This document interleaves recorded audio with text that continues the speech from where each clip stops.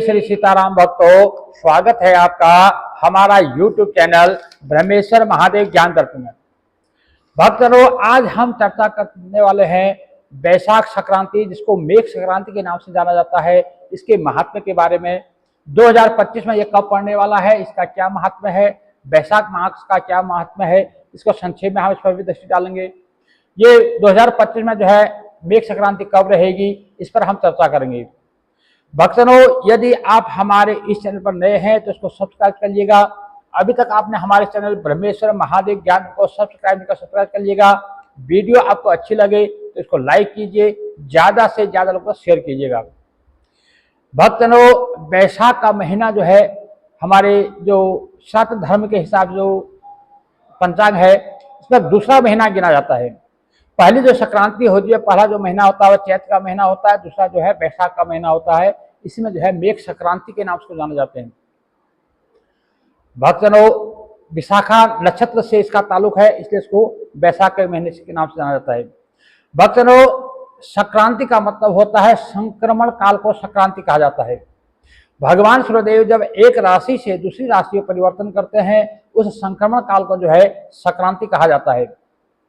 वर्ष में हमारी जो है 12 संक्रांतियां होती हैं, और उन संक्रांतियों का जो है जिस राशि में जाते हैं उसी राशि के नाम से उसको संक्रांति को जाना जाता है। तो ये वैशाख का महीना जो है ये मेघ संक्रांति के नाम से उसको जाना जाता है। ये 2025 में कब पड़ने वाली है, इसका महत्व जो है हम बताएंगे। भक्तों, ज्यादातर हमारे जो भगवान के जो 10 अवतार हुए हैं, उनमें जो ज्यादा जो 6 अवतार है वो ज्यादातर इसी जो चैत्र और वैशाख में ही हुए हैं। जैसे श्री मत्स्य जयंती जो है 31 मार्च यानी चैत्र के महीने में आती है, और श्री रामनवमी जो है ये चैत्र के नवरात्र में शुक्ल पक्ष में जो आती है। श्री परशुराम जयंती जो है 29 अप्रैल अर्थात वैशाख के महीने में आती है। श्री नरसिंह जयंती जो है 11 मई अर्थात ये भी वैशाख के महीने में आती है। श्री कुर्म जयंती जो है 12 मई अर्थात ये भी वैशाख के महीने में आती है। श्री बुद्ध जयंती जो है ये भी 12 मई यानी इसी वैशाख के महीने में आती है। यानी कि जो 10 अवतारों में से जो है 6 अवतार जो है इसी में होते हैं। इसी वैशाख के महीने में जो है श्री जानकी नवमी, श्री माता जानकी जी का जो प्रकाट्योत्सव जो है वो भी इसी में हुआ है। इसी वैशाख की जो है शुक्ल पक्ष की नवमी के माना जाता है। भक्तों, इस प्रकार से इस वैशाख के महीने का जो है अपने आप में बहुत बड़ा महत्व है। इस बार 2025 में जो है जो वैशाख जो संक्रांति है ये 14 अप्रैल को, इसका पुण्यकाल 14 अप्रैल को मनाई जाएगी। वैशाखी जो भगवान सूर्यदेव जो है 14 अप्रैल को सुबह 3:21 पर जो है राशि परिवर्तन करेंगे। सुबह प्रातः काल में जो है 3:21 पर जो है सूर्यदेव मीन राशि से परिवर्तित होकर के मेघ राशि में जो है परिवर्तित होंगे। तो उस समय जो है इसका जो वैशाखी यानी जो मेघ संक्रांति का जो पर्व रहेगा, इसका जो पुण्यकाल रहेगा वो सुबह 14 अप्रैल 2025 को सुबह 9:45 तक जो है इसका पुण्यकाल रहेगा। इसमें स्नान, दान, तप, तर्पण इत्यादि जो है अति शुभ होता है। इस संक्रमण काल का जो महत्व होता है ग्रहण काल के बराबर ही इसको माना जाता है। इसमें किया गया जप, इसमें किया गया तप, इसमें किया गया दान, और जो है पितृ श्राद्ध, पितृ तर्पण इत्यादि जो है अति पुण्य फलदायी होता है। इस दिन जो है वैशाख स्नान का विशेष महत्व होता है। इस दिन जो है लोग किसी न किसी प्रकार से गंगा आदि स्थानों में जाकर के स्नान करते हैं। यदि किसी कारण से आप जो है स्नान करने गंगा आदि में नहीं जा पाते तो अपने घर में ही जो आप नहाने का जो आपका जल है उसमें गंगा जल अथवा किसी पवित्र नदी का जल मिला करके उससे आप स्नान कर सकते हैं। किसी कारण से आपके पास घर में जल भी उपलब्ध नहीं है तो ऐसे में क्या है, अपना जो नहाने का जो टब है या बाल्टी में पानी भरते हैं उसी को जो है छूते हुए आपको हिला लें। गंगे च गोदावरी सरस्वती नर्मदा सिंधु कावेरी जले अस्मिन् सन्निधिं कुरु। इस प्रकार से जो है उसको आप इस मंत्र को पढ़ करके भी उसमें जो है आप गंगा का स्मरण करके आप उसे स्नान कर सकते हैं। तो आपको जो है गंगा स्नान का ही फल उससे प्राप्त हो जाता है।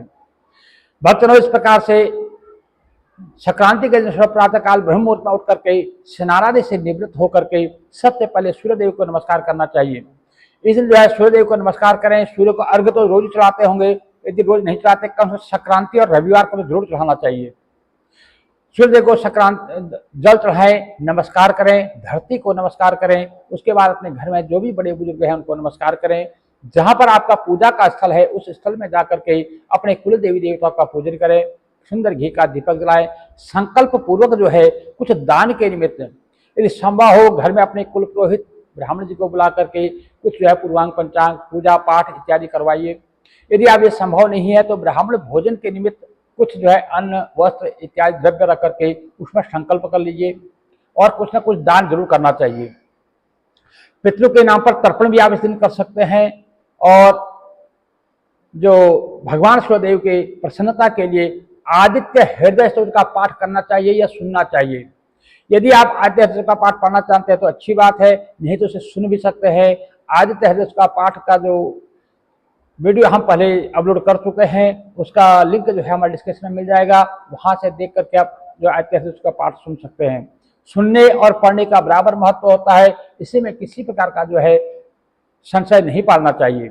भक्त रहो इस प्रकार से संक्रांति के दिन दान करें, पुण्य करें, स्नान करें, यज्ञ करें। बैसाख का जो महात्म्य है वो बहुत ही उत्तम महात्म्य है। इस महीने में जो है भगवान श्री हरि विष्णु की जितनी भी पूजा की जाए, जितनी सेवा की जाए उतना ही उसका जो है अनंत बड़ा फल प्राप्त होता है। भगवान शंकर जी का इसमें पूजन करना चाहिए। भगवान हर इसमें जो है बैसाख के सोमवार को भगवान शंकर जी को जल जरूर चढ़ाना चाहिए। तो ये अति उत्तम महीना जो है बैसाख का माना गया है। इसमें श्री हरि भगवान विष्णु और श्री भगवान शंकर जी की जो है बराबर जो है इसमें पूजा करती रहनी चाहिए। और इसमें आप जो है बैसाख का जो है विशेष आप जो संकल्प ले सकते हैं। जैसे बहुत से लोग क्या करते हैं इसमें बैसाख के महीने एक महीना भोजन करने का जो संकल्प लेते हैं। कई लोग जो है जमीन पर भूमि में शयन करने का संकल्प लेते हैं। कई लोग जो है इसमें सवेरे 4 बजे उठने का संकल्प लेते हैं। कई लोग जो है लहसुन प्याज का त्याग करने का संकल्प लेते हैं। कई लोग जो है 1 महीना गंगा इत्यादि जो है कि तीर्थ स्थान में जो निवास का संकल्प लेते हैं। कई लोग जो है इस बैसाख के महीने में जूता चप्पल इत्यादि नहीं पहनने का संकल्प लेते हैं। तो जो भी आपसे बन पड़े कुछ ना कुछ संकल्प जरूर लेना चाहिए और किसी न किसी का त्याग इसमें जो है जरूर करना चाहिए, क्योंकि बिना त्याग के जो है भगवत प्राप्ति नहीं होती है। और इतना खास इस महीने का जो महात्म्य है बहुत उत्तम है।